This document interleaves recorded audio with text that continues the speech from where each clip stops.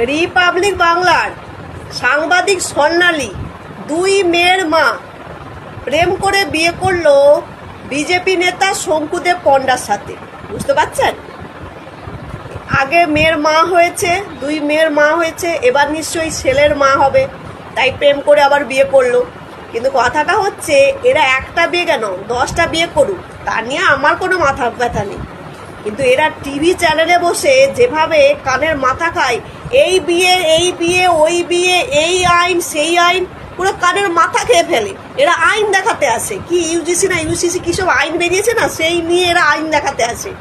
অথচ দেখুন, যারা আইন নিয়ে এত চিল্লামিল্লি করে তারাই আবার দ্বিতীয় বিয়ে তৃতীয় বিয়ে কত বিয়ে করে ফেলে, তাই না? মুখে বলে এক আর এরা কাজে করে এক। আবারও বলছি, হাজারখানা বিয়ে করলে তা নিয়ে আমার কোনো মাথা ব্যথা নেই।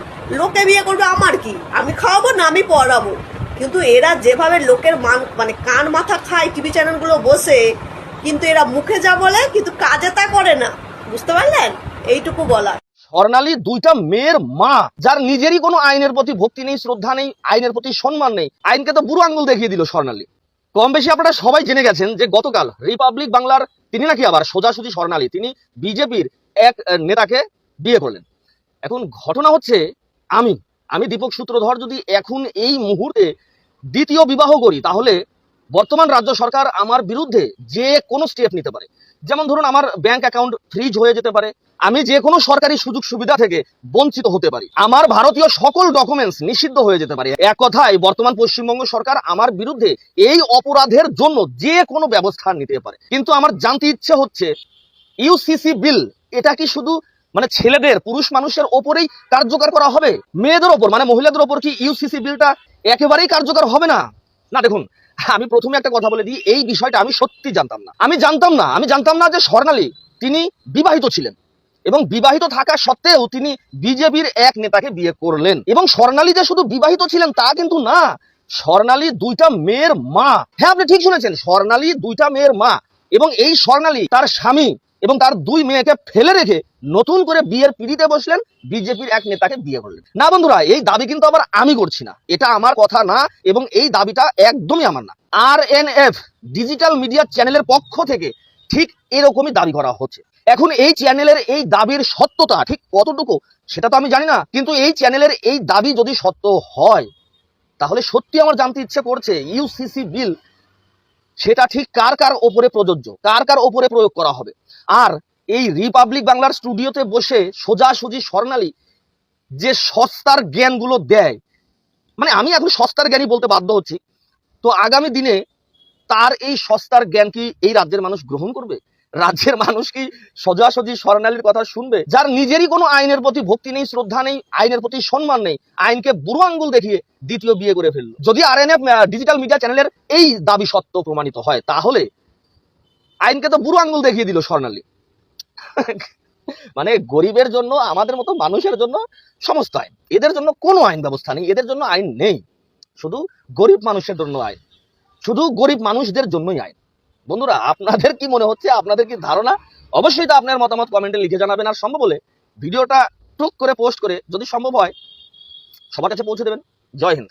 ছি ছি ছি ছি, সোজাসুজি স্বর্ণালী দিদি দুই মেয়ে থাকা সত্ত্বেও, স্বামী সংসার থাকা সত্ত্বেও আবার শঙ্কুদাকে বিয়ে করেছে। তো যারা যারা এরকম কমেন্ট করছে তাদের মতন গাওয়ার আর কেউ নেই না। মানে স্বর্ণালী দিদি কিন্তু যখন ওনার টুইন্স বেবি হয়, দুটো বেবি গার্ল হয়, তখনই ক্লিয়ার করে দিয়েছিল যে বেবি দুটি IVF পদ্ধতিতে হয়েছে। সেটা যদি তোমরা না জেনে থাকো, সেটা স্বর্ণালী দিদির সমস্যা না, তোমাদের সমস্যা। এই যে নিচে দিয়ে দিলাম, দেখো পরিষ্কার বাংলা ভাষায় লেখা আছে। তো IVF পদ্ধতি কি সেটা যদি তোমরা না জেনে থাকো, তো গুগল গিয়ে সার্চ করে নাও। উল্টো পাল্টা কমেন্ট করার আগে দুবার তো ভাবো ভাই, সে নতুন বিয়ে করেছে, সংসার শুরু করছে, তার মধ্যে এত নেগেটিভস কমেন্ট তোমরা ছড়াচ্ছ, মানে সে তো পাগল হয়ে যাবে তোমাদের কমেন্টস না নিতে পেরে। কেন ভাই, সবে সে বিয়ে করেছে, তোমরা একটু কংগ্রাচুলেশনস বলো, এতদিন পর বিয়ে করেছে, মানে তোমাদের কাছে কি ভালো কোনো কমেন্ট নেই? রিপাবলিক বাংলা স্বর্ণালী সরকার, বাবা বিজেপি দালাল মিডিয়া যাকে বলে, দুই বাচ্চার মা, সে আবার বিয়ে পিড়িতে বসেছে, মুখ্যমন্ত্রী এসে তাকে আবার আশীর্বাদ করতে। বলি ইমন কথা আমি লয়, ইমন কথা আমি তো দূরের কথা, আমার গ্রামের মা বোনেরাও বলতে পারে না। শুনেন, গ্রামের মা বোনেদের পেটে বিদ্যে কম থাকতে পারে, কিন্তু তাদের মানসিকতা বোধটা মিলাই আছে এই শহরের দিদিমণিদের থেকে। তা শহরের দিদিমণিরা কারা ইমন কথা কইছে? আরে বাবা, যাদের শরীরে লাল সবুজে রক্ত চলাফেরা করছে। বলি যে দিদি যে 2 বাচ্চা সন্তানের বাবাকে কি ঘরে বসিয়ে থুয়ে বিয়েটা করেছে, তাই লিগে তোমরা এমন করে করে বলতে আসছো? কি অপরাধ করেছে? 2 বাচ্চা থাকলে বিয়ে করতে পারবে না? কোন সংবিধানে লেখা আছে যে তোমরা উনাকে ইমন ছোট বড় করে কথাগুলো কইছো? নাকি উনি ওনার জীবনে এই তো সফলতা অর্জন করেছে বলে উনার সুমধুর কণ্ঠে আগের সরকারের দুর্নীতি কুর্নীতিগুলা কয়ে কয়ে আমাদের বঙ্গবাসীর হৃদয়ে জায়গা করে নিয়েছে বলে? হ্যাঁ, শোনেন, কারোর সম্বন্ধে কিছু বলার আগে না তার ব্যাকে তিনি কি কি করেছেন, কি করে এত যোগ্য উনি হলেন যে অযোগ্য প্রমাণ আপনাদের করতে হয়েছে সেইটাকে জানুন। উনি সেই মহিলা যিনি বিদেশের বুকে থেকে খবর তুলে নিয়ে সেই আমাদের দেশে দিয়েছিল। তিনি সেই মহিলা বিদেশের পুলিশ অ্যারেস্ট করার পরেও তিনি তিনার লক্ষ্য থেকে 1 চুল সরে নাই। তিনি সেই মহিলা যে 1 বোতল জল সারাটা দিন খেয়ে কাটিয়ে সেই মিডিয়ার কাজ করেছে বিদেশের বুকে। তাই উনার কি করে এত যোগ্যতা হইল সেই যোগ্যতাটাকে জানেন, তারপরে তো অযোগ্য প্রমাণ করতে আসবেন।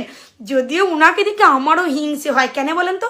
বাবা, যেমন সুন্দরী, তেমন কণ্ঠস্বর, তেমন আঁকিয়ে গাইয়ে কি না দেয় নাই ভগবান। তাই এত কিছু যদি একটা মানুষের মধ্যে থাকে, হিংসে তো একটু হবে। শুনেন, হিংসেটা একটা রোগ বলতে পারেন, তাড়াতাড়ি সারিয়ে নেন, নাহলে বড় রোগে আক্রান্ত হয়ে যাবেন। নাহলে ইমন করে শুধু শুধু একটা মেয়ে 2 বাচ্চার মা বলে কেউ মানে সোশ্যাল মিডিয়া জুড়ে ইমন করে করলাপ করতে চলে আসে।